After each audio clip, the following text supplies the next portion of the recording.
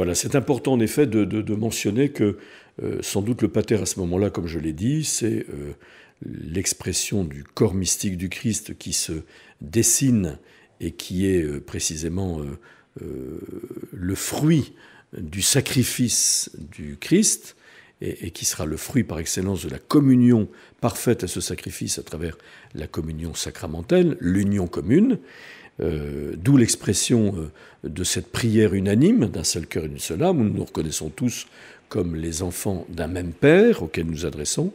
Et nous avons vu que notre Père, à ce moment-là de la liturgie, est centré d'abord sur la 4e demande, qui est la demande centrale d'ailleurs, la 4e sur les 7 demandes, du pain de vie, que nous demandons au Seigneur particulièrement à ce moment-là. Nous avons faim de ce pain de vie. Donne-nous aujourd'hui notre pain de ce jour. Et on voit bien que ce sont des affamés au désert qui demandent ce pain que Dieu va donner à profusion à travers la manne. Voyez-vous ?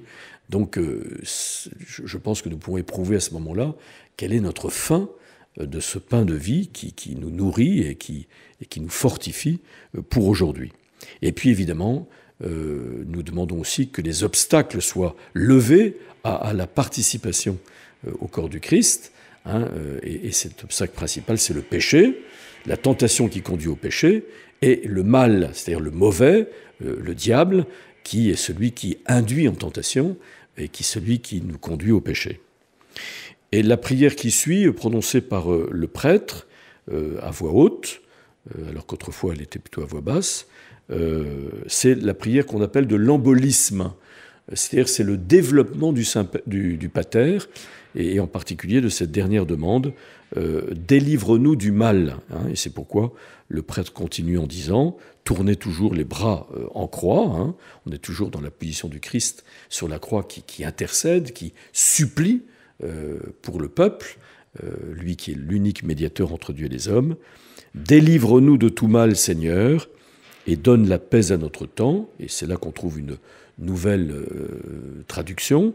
Soutenus par ta miséricorde, nous serons libérés de tout péché, à l'abri de toute épreuve, et nous attendons que se réalise cette bienheureuse espérance, l'avènement de Jésus-Christ, notre Sauveur. Vous voyez, là on entre déjà dans une nouvelle dimension. À la fois, nous demandons d'être libérés vraiment du mal, c'est-à-dire par la miséricorde du Seigneur d'être délivrés de tout péché, mais d'être aussi protégés de toutes les épreuves. Et on est aussi toujours tourné, non plus seulement vers la glorification du Père, ici-bas, mais nous sommes tournés vers l'avènement du Christ, qui nous fera entrer définitivement dans la gloire. Donc est bien signifiée ici la dimension eschatologique.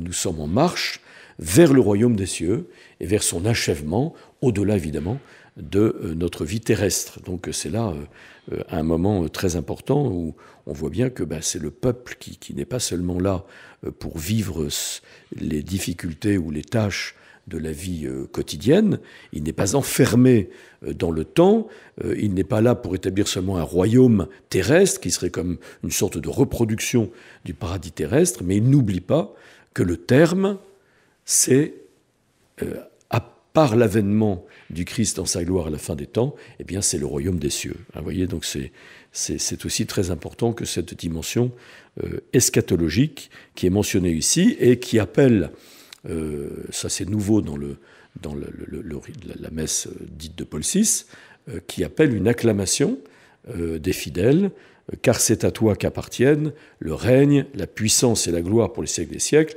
Vous y reconnaissez l'acclamation qu'on trouve dans le livre de l'Apocalypse, qui nous révèle ce qui adviendra, et c'est l'acclamation qui est mise sur les lèvres des anges et des élus autour de l'agneau, comme immolé, au ciel. Donc c'est une acclamation qui nous transfère, on pourrait dire, dans le ciel. Et on se rappelle en effet, on l'a déjà assez dit, que la liturgie terrestre est l'antichambre, d'une certaine manière, de la liturgie du ciel. Et c'est vraiment le ciel sur la terre qui commence. Le prêtre continue à nouveau les mains étendues, donc on est toujours dans ces prières qui prolongent la prière eucharistique. Pardon, mais cette fois plus dans une dimension descendante, c'est-à-dire les fruits que nous attendons du sacrifice du Christ, et qui sont tournés là vers la paix entre tous.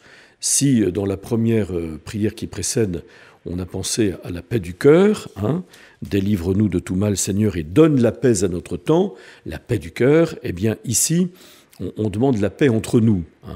C'est la constitution, encore une fois, et c'est le sens profond de la communion, du corps mystique du Christ, qui naît du corps eucharistique du Christ livré sur la croix.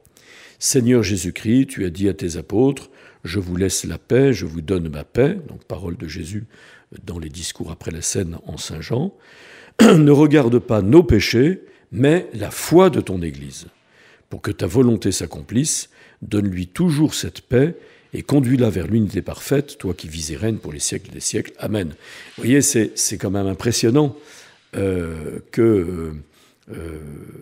on insiste tant à ce moment-là de l'Eucharistie sur les liens de communion entre les fidèles qui participent à la messe, pour briser un peu cet individualisme qui caractérise sans doute notre vie sociale aujourd'hui, mais qui pourrait s'insérer aussi dans la célébration de la messe, où chacun est à distance des autres, est tout seul dans sa petite religion privée. Ce qui n'exclut pas évidemment cette dimension personnelle qui est fondamentale de la relation à Dieu par Jésus. Mais on sent bien que nous sommes un corps, nous sommes une communauté, nous sommes des frères et des sœurs, et c'est là aussi on peut s'éprouver un peu sur la manière dont nous vivons ces relations fraternelles avec ceux qui participent avec nous à l'Eucharistie. Et c'est alors que se conclut cette première partie, si je puis dire, qui est du rite de la communion, qui est le prêtre dit que la paix du Seigneur soit toujours avec vous. Il communique la paix qui vient du Christ. C'est encore une fois la parole que Jésus prononce au soir du premier jour de la semaine, c'est-à-dire de la résurrection, au soir de Pâques, lorsqu'il est là au milieu de ses disciples verrouillés dans leur peur et dans leur culpabilité, et qu'il leur donne cette parole de réconciliation, de pardon, la paix soit avec vous.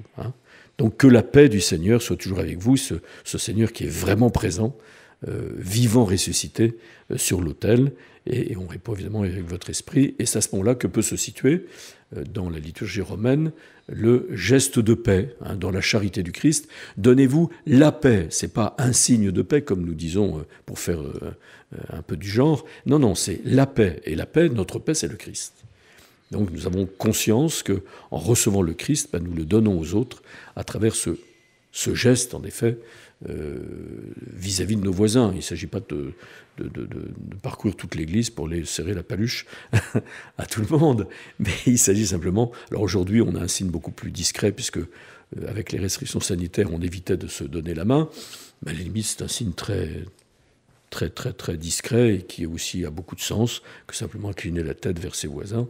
Et c'est une manière de dire oui, j'ai remarqué que tu étais là et qu'on est ensemble des frères et des sœurs, et surtout si j'ai à côté de moi quelqu'un que je n'aime pas beaucoup ou à qui j'en veux, c'est un moyen de me réconcilier avec mon frère, comme le dit Jésus dans l'Évangile, avant de déposer ton offrande, dépose-la devant l'autel, va te réconcilier avec ton frère, et puis ensuite dépose ton offrande.